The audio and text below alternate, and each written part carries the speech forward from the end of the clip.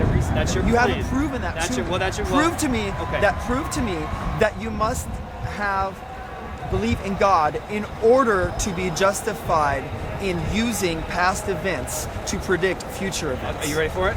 Sure. I'm going to give it to you right now. Sure. The very fact that you're asking me for proof demonstrates the existence of my God and the fact that you know That him. is. Can I finish, James? Let me say Sure, it. sure. Because you're demanding proof. All proof has to have induction, that the future will be like the past. In order for you to even be asking for proof, you have to believe that nature is uniform and that the future is going to be like the past. You're asking me for proof, which is at its basis asking for something that's built on the uniformity in nature, and yet your worldview militates against that.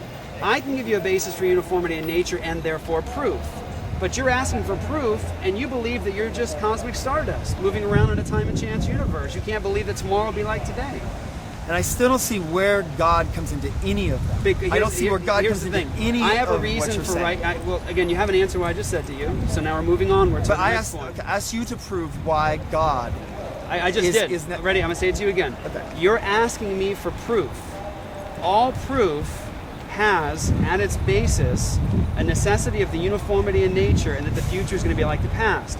I'm saying ultimately to you right now, James, that you're living like a Christian. You're living like you know God because you're demanding proof.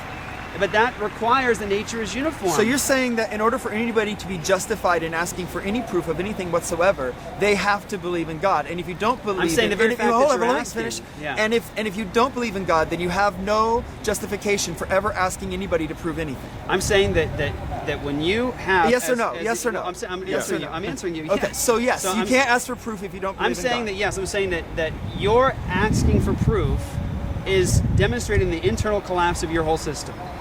Because you're demanding proof, but you've already agreed that you don't have any future justification for uniformity, and yet you demand proof.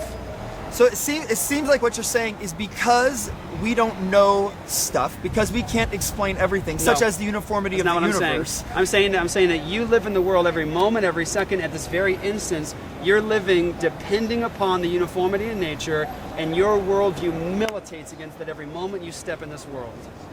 Yeah, see, and I don't see that, and you have not convinced me. Time and chance acting on matter doesn't give rise to uniformity. Well, apparently it does. Science operates on uniformity and without a presumption of God. People who are